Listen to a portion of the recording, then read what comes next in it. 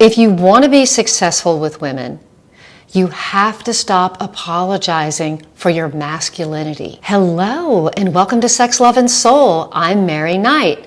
I'm so glad you're here. Today, I'm going to continue talking about how being a nice guy negatively affects your sex life. The difference between nice guys and an embodied, present masculine man is that the present man is unashamed of his sexuality.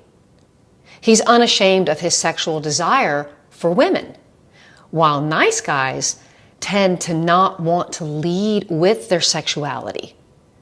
When they show up for a date, they're not arriving making themselves available as this sexual creature. Nice guys are showing up as a friend because they're so concerned about offending her or scaring her. This kind of guy behaves as though he's bought into the whole idea that women are victims of men's sexuality. And I'm not saying that's never the case. I'm not saying that at all. But what I'm talking about here is normal, decent men meeting a woman for a frickin' coffee date. Y'all are sitting there at a coffee shop, having a cup of coffee, and instead of you acknowledging that you invited her there because you think that she's really damn sexy and you want an opportunity to seduce her, you're thinking that she's a victim of whatever dirty little things you might want to do with her.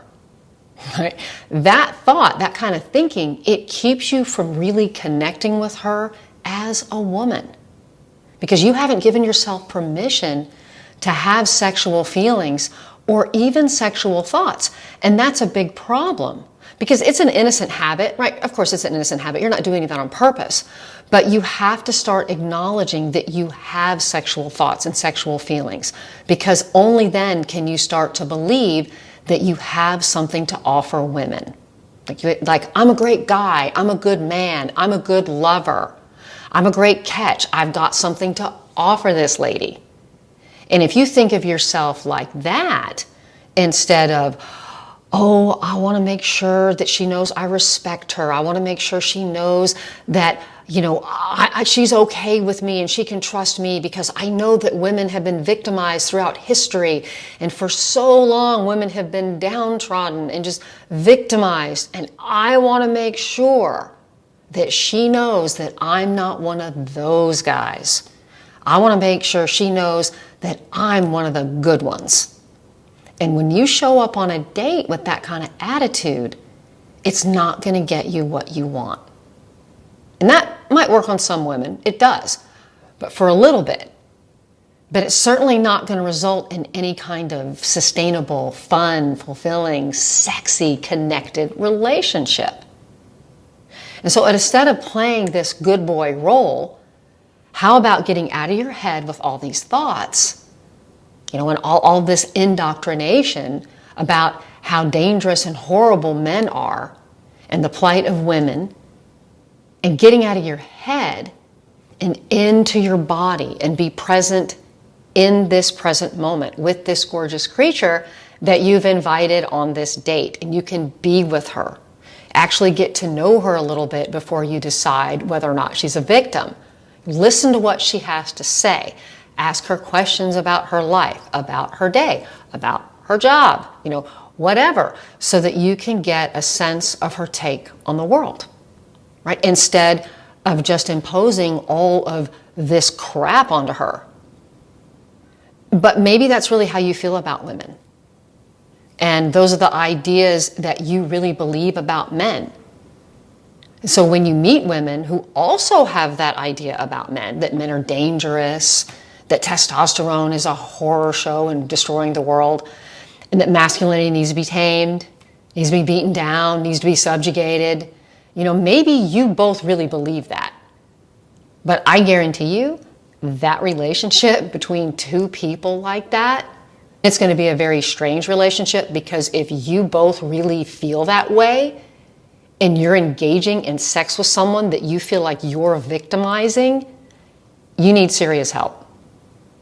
But on the other hand, if this is something new to you, you've never realized, oh wow, that's really what I'm thinking. I'm automatically assuming that women are victims, and that any woman that I go out with is a victim of my masculinity, that she's going to be a victim of my wanting to have sex with her. Oh crap, that's how I've been behaving. That's crazy. Why would I even think that? What's going on with me? And just like all the rest of us, you could track it back to your childhood, right? Because a lot of men have written into me and have made comments on my videos stating that they were taught that sex was something that a man does to a woman, or it's something that is taken from women. And give yourself a break on that, right? Because that's been part of our culture for a very long time. That sex is something that a man does to a woman, right? That it's just a wifely duty that women put up with, not that it's a shared, beautiful experience enjoyed by both parties. So I understand if that's where you're coming from. That even if you know intellectually that you're not victimizing women, you're still not embodying this, hey, I'm a sexual being. Our Creator made us this way. This is amazing. I'm going to revel in this. I'm going to celebrate this and enjoy this. It doesn't mean that, you're running out and having sex with everybody. It just means that you're like, yeah, I feel good in my body. I'm a man. And that's something to be proud of. It is. Because women love masculine energy men. And I don't care what they're talking about on TV and all the stupid movies and commercials and just negative images that we see of men. And, do I believe there's a war on masculinity? I do. I really do. I see it.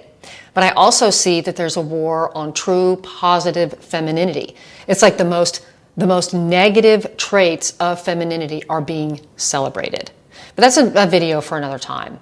But I just want to acknowledge that's where I'm coming from. When I'm sharing information with you, it's that I do believe that there's a war on masculinity. When I'm sharing these ideas with you, these thoughts with you, I do believe that we are given a lot of negative messages about masculinity, about men, about husbands, about fatherhood, about men's sexuality. And I know that's where some of this stuff is coming from with y'all. I know that. I mean, how can you help it? We are swimming in it. If you don't watch a lot of television, or you don't watch movies, or you don't watch TV commercials, then you're not as aware of this. And I know in my house, my husband and I, we don't have cable. We don't watch a lot of TV. We have our certain shows that we like to watch. And I was actually talking about this yesterday, and because I was thinking about it, and I wanted to make a video, and I was talking about it with my husband, and my husband was like, "Oh, that's really interesting. I never thought about that, but I could see why men would think that." Because then he was kind of reflecting on some TV commercials and movies and things that he hears people say out in the world. Not people that he's close to, but just kind of the general population. And yeah, it's true that there are so many negative images about men and about women too, and about marriage and family and children. And, again, that's another video for another time. But I want to acknowledge that here, that when you are going out on dates with women and you don't feel good about being a man, she's not going to feel good about you. So the more aware you are of these thoughts circulating through your consciousness, just the better person that you're going to be, the better human that you're going to be in this world, and then the better life that you're going to have, and the more effective husband, father, employee, employer, community member that you're going to be. Okay, off my soapbox there with that. But I just wanted to emphasize that I understand that I have not grown up and become a woman in this super modern time like we're in now. So I do have some different values and different ideas. And I will say, I know that might sound kind of funny for those of you who are aware of my background. I used to be a high-end sex worker and a madam. With that very unconventional, untraditional, wild past, that's what really solidified my beliefs in a more conservative way of living. I finally got that right because my husband that I'm married to now, we've been together for 10 years, he was not my first husband or even my second husband. So it took me a while to get some of this stuff right for me. And while yes, I was a part of the adult industry, that's what taught me a lot about men in a very positive way. I know that if you don't know anything about that business, a lot of stuff that we hear is very negative. And yeah, there is a lot of darkness in that industry, in that lifestyle, without a doubt. I am coming from a place of someone who has seen the worst side of humanity. And I came out trusting men and believing in love. As I mentioned, I've been with my husband now for 10 years. And he's the one that encourages me to have this channel because he believes in what I'm doing. He believes in me. And if my husband didn't support my doing this, I certainly wouldn't be doing this. I mean, there's just no way. But you are a sexual being. And women also want to have sex with you. They're not as easily seduced as you are, but that's by design. Because without getting into a bunch more of that kind of stuff, I'll just say that basically, because before there was such a thing as birth control, it was very high stakes for women to engage in sexual intercourse with men. So by design, women were very selective. And now, less so because of birth control and because of our ability to financially support ourselves. And if we have a baby, we can support the baby. And so it's just not the same stakes as it used to be. The stakes aren't as high socially as they used to be. But we are still mammals. We still have that mammal brain.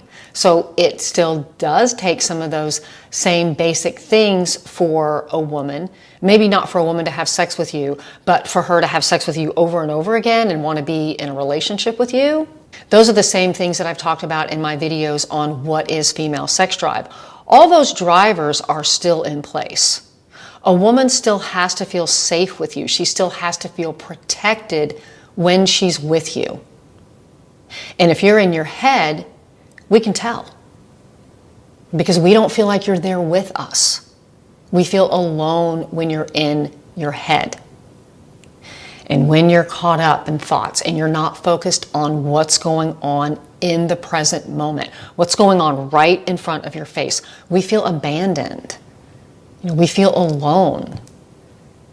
And so that's why some women will do things to protect themselves and their hurt feelings, like not call you back when you want to go for the second or third date, or they'll ghost you, or they'll cheat on you. All those kinds of things, right? It's a different flavor for different women. And I'm not saying that any of that is right. It just depends on the character of the woman, how she rejects you. And that's certainly not all women.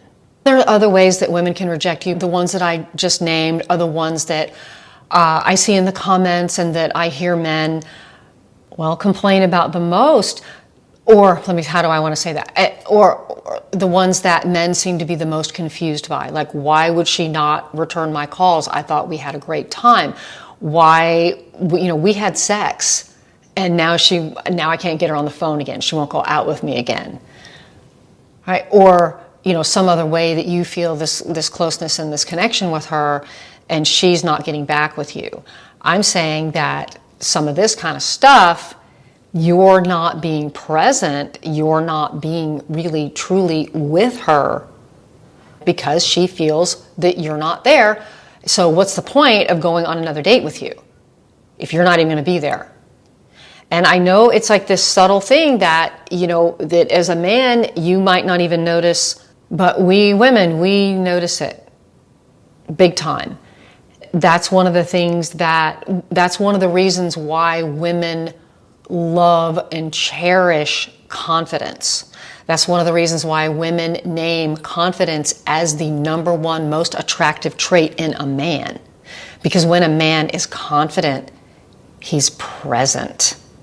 Another way of saying confident is that a man has given himself permission to be there. He's given himself permission to be in the present moment with whoever, whenever, whatever, wherever, however, right? He's not concerned. He's just giving himself permission to enjoy the situation. Women love that. It feels good to us, right? It feels good to have you around. Okay, well, these are just some more of the ideas that I have based on my life experiences that I love sharing with y'all. Hopefully, this has been very helpful. I have so much more that I want to tell y'all. So always thank you for listening. Now, if you have any questions, please email me at mary@sexloveandsoul.com and I'll answer your questions. Also, if you would like to have me read your question aloud and give you coaching here online, I'm totally happy to do that. I can do it anonymously. I love hearing from you. Thank you. And another thing, I have a book. It's a booklet. I'm calling it How to Turn Being Nice into Your Sexy Superpower. It's available in the show notes. It's $8, or it's just under $8. And it's a 19-page booklet. I give you in-depth exercises on how to get in your body so that you can be embodied, you can be confident, how to grow charisma. I'm not sure, is that the right way to say that? Grow charisma? How to become more charismatic? How to be confident, secure, how to really just pay more attention to what's going on within you so that you can be prepared when you're sitting across from a woman, that you're not tripping out. Again, caught up in your head. This same stuff applies if you're going for job interviews. This same stuff applies if you're in sales for clients. Because if you're in your head and you're talking to a client, you're going to have a hell of a time making a sale because they're going to sense that you're not really there. So I believe I've said enough on this for now. But yeah, check out that book. Like again, it's $8. I mean, what do you have to lose? Also, if you have not subscribed to my channel, why not? Do it. Do it right now. It's easy and it is free. Bye for now.